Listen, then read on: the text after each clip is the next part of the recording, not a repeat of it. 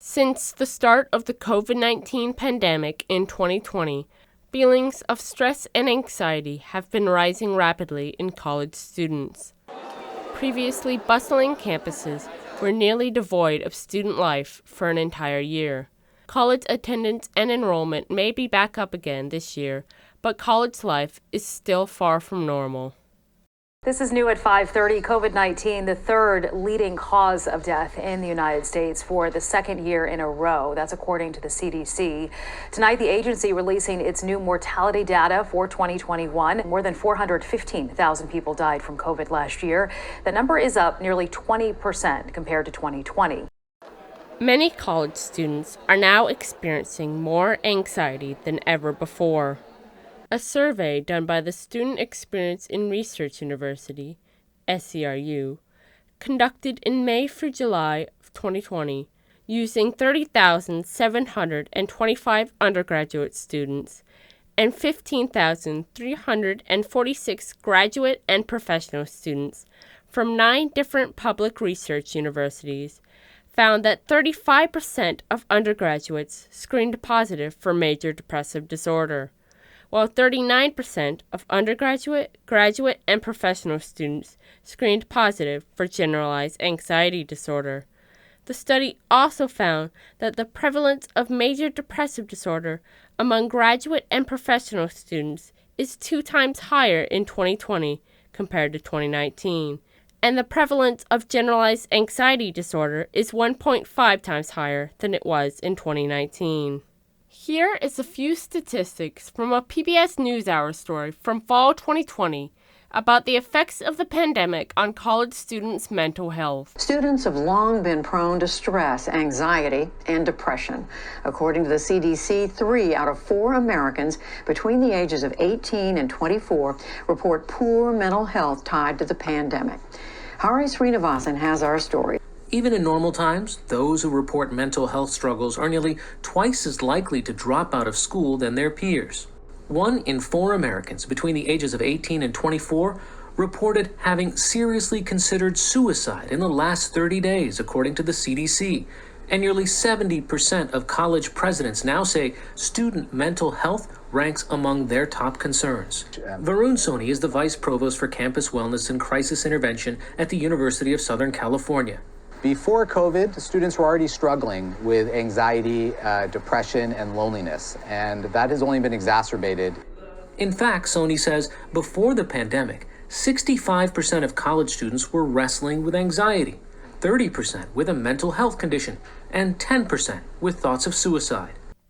A survey of over 700 college students done by bestcolleges.com in 2021 found that more than half of college students believe COVID-19 circumstances have impacted their mental health, while just 16% disagree.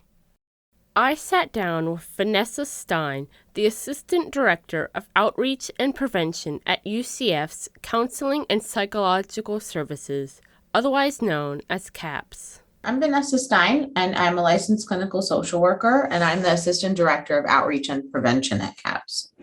How well do you feel UCF students are coping now as opposed to the beginning of the pandemic?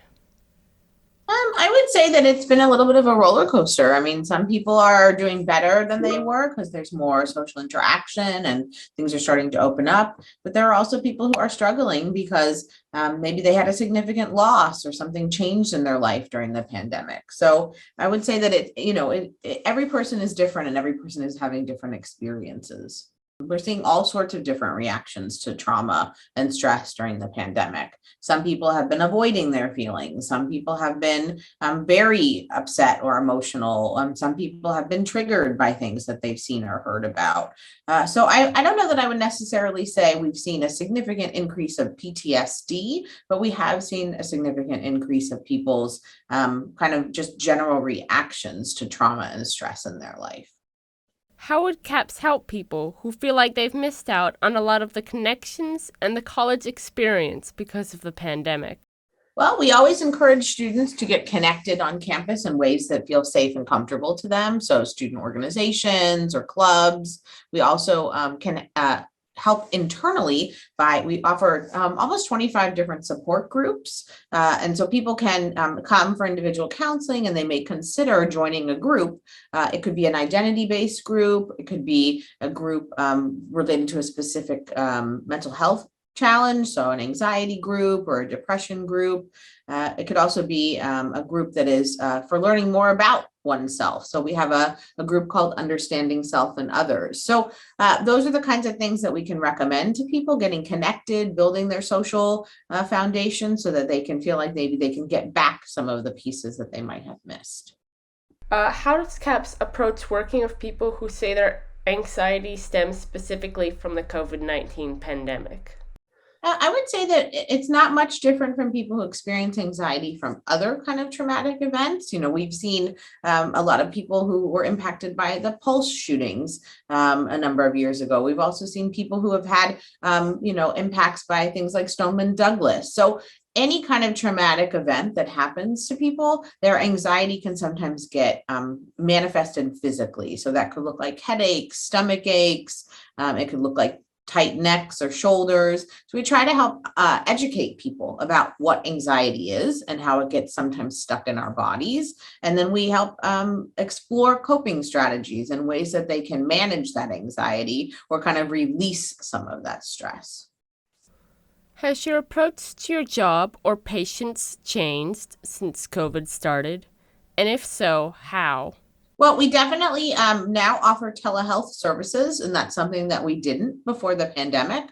We were actually in the process of learning kind of all of the regulations and requirements around providing telehealth services, and we got trained as a staff in December of 2019. So it just happened to be right before March of 2020, and so we were pretty much ready to go, and we were able to quickly pivot into providing services over first, initially through our therapy assisted online program, TAO, and then we switched to a HIPAA compliant version of Zoom. So for kind of like confidentiality and safety reasons.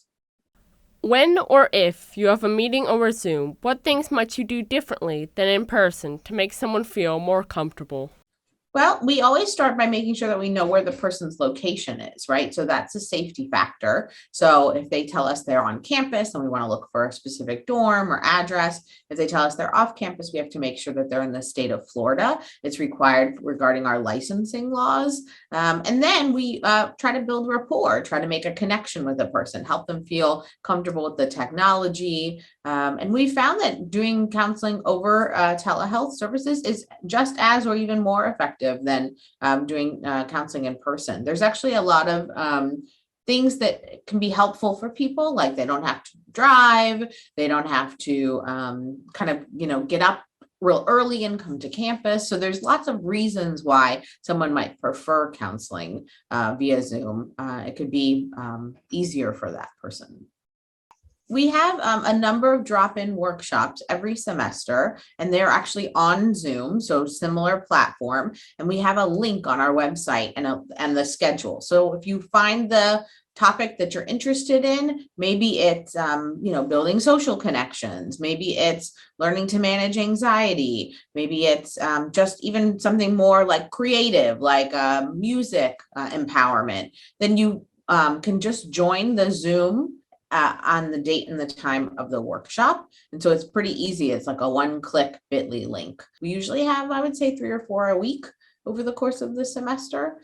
So that's really helpful. We also have a program called Togetherall, which is an online peer-to-peer support platform, and it's open to all UCF students to sign up with their Knight's email address. It's sort of like a Reddit, there's different message boards and different groups that you can join, but it's specifically for mental health. And so there are trained peers as well as wall guides who can assist if there's an emergency or if someone shares something where they might want some additional support.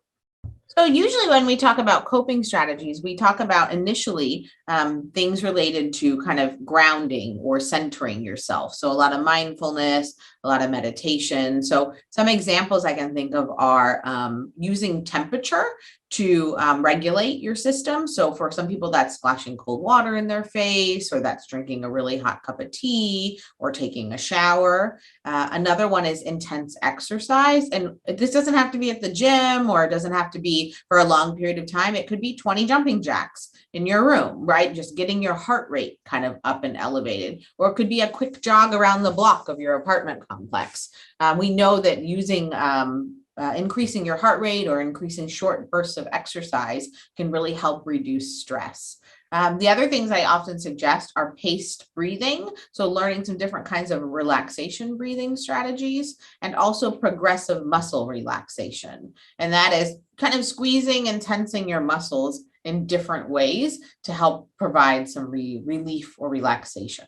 So those are some just kind of general tips, but if someone was interested in learning more, our therapy assisted online Tao has a ton of videos, mindfulness, meditation, anxiety coping, and both Tao and Togetherall are listed under the well-being section of the UCF app.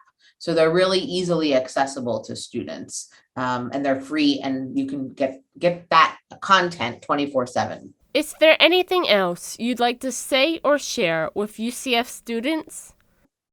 I just want to remind students that CAPS always has crisis services available. So we have a 24/7 phone number that people can call and speak to a counselor live, no matter what time of day or night it is.